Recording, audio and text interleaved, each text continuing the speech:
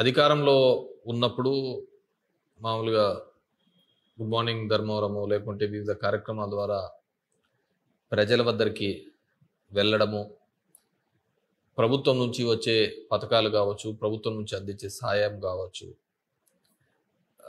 అందుతుందా లేదా అనేది ఒక విశ్లేషించుకొని అక్కడ ఆ సమస్యకు ఒక సమాధాన రూపంలోనూ ఆ సమస్యను పరిష్కరించే విధంగా మనము ప్రయత్నం చేస్తూ ఉంటాం. ఆ విధంగా ఎన్నో సమస్యలను పరిష్కరించడం కూడా జరిగింది. చాలా చోట్ల కూడా ఈ విధంగా అయితే బెనిఫిట్ పొందగలుగుతామా అనేది కూడా చాలామంది పబ్లిక్ కూడా అవేర్నెస్ రావడం జరిగింది. సరే, మనకు ఇప్పుడు ప్రతిపక్షంలో ఉన్నాం కాబట్టి ప్రతిపక్షంలో ఉన్నప్పుడు చాలా మటుకు కూడా గతంలో అయితే మనమైతే పార్టీలు చూడడం, ప్రాంతాలను చూడడం, కులం చూడడం, మతం చూడడం అని పథకాలన్నీ కూడా ఇస్తూ రావడం జరిగింది. కానీ ఇప్పుడు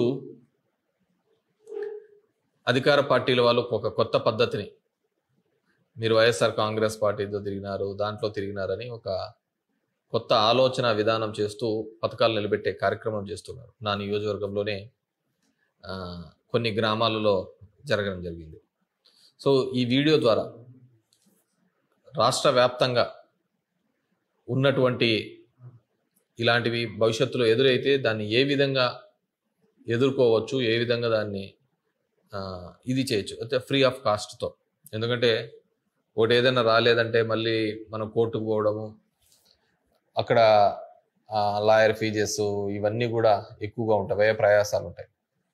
వాటన్నిటికీ ఇది లేకుండా తక్కువ ఖర్చుతో ఏ విధంగా చేసుకోవడానికి అని చెప్పేసి ఒక అవేర్నెస్ ఇద్దాము అనే ఉద్దేశంతో ఈ వీడియో చేయడం జరుగుతుంది.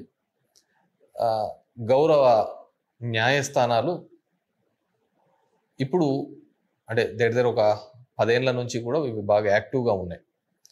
మండల్ లీగల్ సర్వీస్ అథారిటీ అనేది ప్రతి నియోజకవర్గంలోనే వాళ్ళ నియోజకవర్గంలో ఉన్న కోర్టు ఉంటే ఆ కోర్టు పరిధిలో ఒక చైర్మన్ని అపాయింట్మెంట్ చేసి ఒక న్యాయస్థానంలో ఉన్న న్యాయమూర్తి గారు ఈ చైర్మన్కి హెడ్గా ఉంటారు.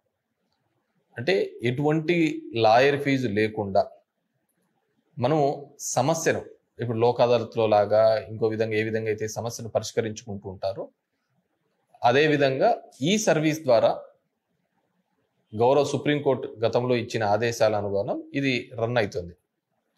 కొంతమందికి అవేర్నెస్ ఉండొచ్చు, అవగాహన ఉండొచ్చు, కొంతమందికి లేకపోయి ఉండొచ్చు. సో దాని మీద అది ప్రతి శనివారము కూడా చైర్మన్ అంటే ఈ mandal legal service authority chairman అనేటువంటి న్యాయమూర్తి ఖచ్చితంగా అక్కడ చైర్లో కూర్చొని మనం ఇచ్చే ప్రతి అర్జీని మనం ఒక రూపాయి కట్టక్కర్లేదు, ఒక లాయర్ కూడా అవసరం లేదు, వాళ్ళే ఒక లాయర్ని పెడతారు అక్కడ అవసరమైతే పెట్టి మనము మన సమస్యని, ఉదాహరణకు ఎవరైనా కానీ పెన్షన్ తీసివేసినారే అనుకోండి, ఆ పెన్షన్ తీసేసింటే ఇదో నాకు అర్హత ఉంది, ప్రభుత్వం ఇదో ఈ విధమైన గైడ్లైన్స్ ఇచ్చింది, జీవో ఇచ్చింది, ఆ జీవో ఇచ్చినప్పటికీ కూడా ప్రభుత్వం ఇచ్చిన దానిలో కూడా నేను అర్హత పొంది ఉన్నాను, గత 5 సంవత్సరాలు 10 సంవత్సరాలుగా నాకు అర్హత కింద నాకు వస్తుంది, అయినా కానీ అధికారులు ఇక్కడ ఉన్న రాజకీయ నాయకుల ఒత్తిళ్ల మేరకు అవన్నీ తీసివేస్తున్నారు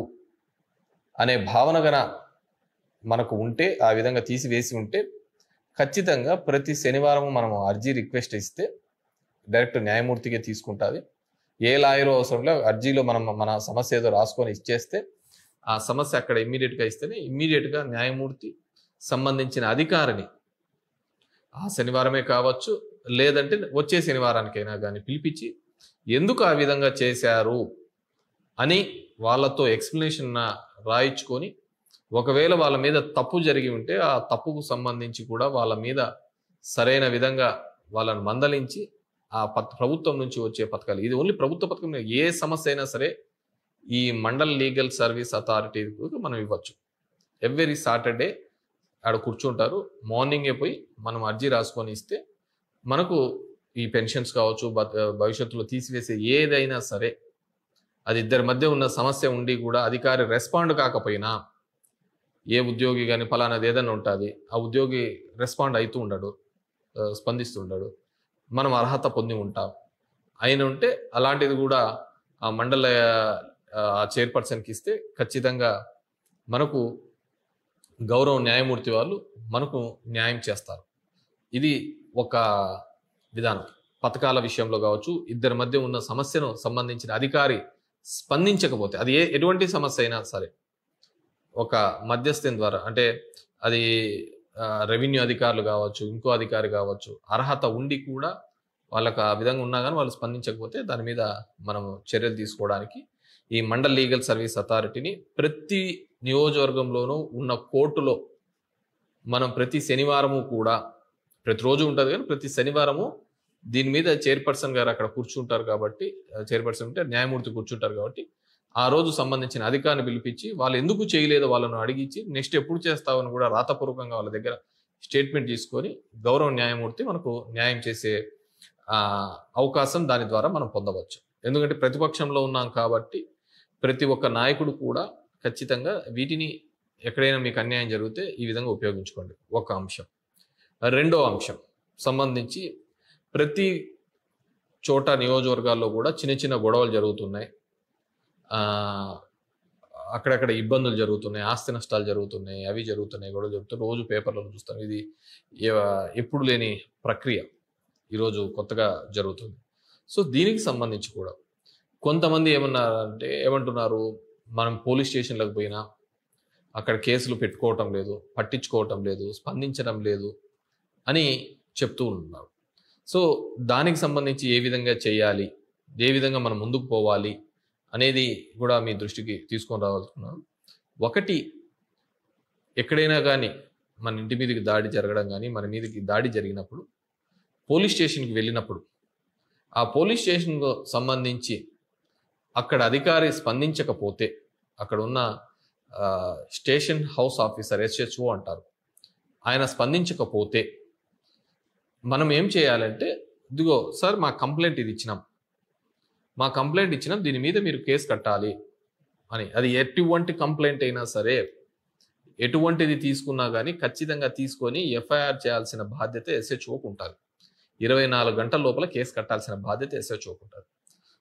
ఇచ్చిన ప్రతి కంప్లైంట్ కూడా నేను ఈరోజు ప్రతి ఒక్క కార్యకర్తకి, ప్రతి ఒక్క లీడర్లకు కూడా చెప్పదలుచుకునేదంటే, మీరు ఏ కంప్లైంట్స్ ఎప్పుడు ఇస్తున్నా కానీ, అది కలెక్టర్ ఆఫీస్లో కావచ్చు, MRO ఆఫీస్లో కావచ్చు, RDO ఆఫీస్లో కావచ్చు, MDO ఆఫీస్లో కావచ్చు, ఇంకే ఆఫీస్లో ఇస్తున్నప్పుడు కానీ అక్కడ అక్నాలెడ్జ్మెంట్ తీసుకోండి. అంటే రసీదు తీసుకోండి, సీలేసి వాళ్లకు ఇదిగో మీకు కంప్లైంట్ ఇచ్చినాము అని చెప్పే విధంగా ఒక అక్నాలెడ్జ్మెంట్ తీసుకోండి.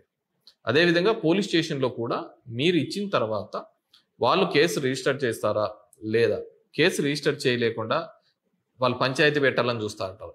దాని లేకుండా మన కేసే కావాలనుకుంటున్నప్పుడు ఖచ్చితంగా అక్కడ ఉన్న ఆఫీసర్ ఎవరైతే ఉన్నారో, మేము ఇచ్చినాము కాబట్టి మాకు కేసు ఖచ్చితంగా రిజిస్టర్ చేయాలి, లేదు అనుకుంటే మీరు కంప్లైంట్ తీసుకుంటున్నట్టు విచారిస్తాము, చేస్తాము అని కూడా చెప్తూ ఉంటారు. అలాంటప్పుడు ఇదిగో నా కంప్లైంట్ ఇది, నాకు రసీదు వేసి ఇవ్వండి అని చెప్పి వాళ్ళతో రసీదు తీసుకొని ఇవ్వండి. కొంతమంది, ఎందుకంటే కొంతమంది రసీదు ఇవ్వరు. మరి రసీదు ఇవ్వనప్పుడు ఏం చేయాలా? రసీదు ఇవ్వనప్పుడు మనం ఏం చేయాలి అంటే, మనం తీసుకొని వచ్చి దాని సంబంధించిన SI కోటి, సంబంధించిన CI కోటి, DGP కోటి, వీళ్లకు రిజిస్టర్ పోస్ట్ చేయాలి. రిజిస్టర్ పోస్ట్ చేసిన తర్వాత మనకు ఒక 3-4 రోజుల లోపల వాళ్ళకు రీచ్ అయ్యింది అని, రిసీవ్ అయింది అని ఒక కాపీ వస్తుంది. అది రిసీవ్ అయినా, రిసీవ్ కాకపోయినా, వాళ్ళు తీసుకోకపోయినా కూడా, తీసుకోలేదనే రిజెక్ట్ అయిన కాపీ కూడా వస్తుంది. వాళ్ళు వద్దనుకున్న కాపీ, ఏదో ఒక కాపీ వస్తుంది. కాపీ వచ్చిన తర్వాత వాళ్ళు కేసు రిజిస్టర్ చేయకపోతే ఇమ్మీడియట్గా ప్రతిరోజు కూడా మీకు సంబంధించిన కోర్టులలో మొట్టమొదటి న్యాయమూర్తి గారు బెంచ్లో కూర్చున్న తర్వాత ఆమె ఫస్ట్ పిలిచేది ఏంటంటే, అర్జీదారులు అని పిలుస్తుంది. ఎవరైనా అర్జీదారులు ఉంటే రండి అని పిలుస్తాడు. సో అర్జీదారులు అని పిలుస్తానే గౌరవ న్యాయమూర్తులు ఇమ్మీడియట్గా మీరు పొద్దున్నే వెళ్ళి, ఇదిగో మేము ఇంతకుముందు ఈ విధంగా జరిగితే కంప్లైంట్ ఇచ్చినాము, అయినా రిజిస్టర్ చేయలేదు కాబట్టి మేము రిజిస్టర్ పోస్ట్ చేసినాము, అయినా కూడా చేయలేదు, దాని యొక్క రసీదులన్నీ చూపించి ఇదిగో పలానా తేదీ ఇచ్చినాం, పలానా తేదీ అని చెప్పేసి న్యాయమూర్తి గారికి అక్కడికే ఇస్తే ఇమ్మీడియట్గా త్రూ కోర్టు న్యాయమూర్తి ద్వారా కేసు తక్షణమే రిజిస్టర్ కాబడుతుంది.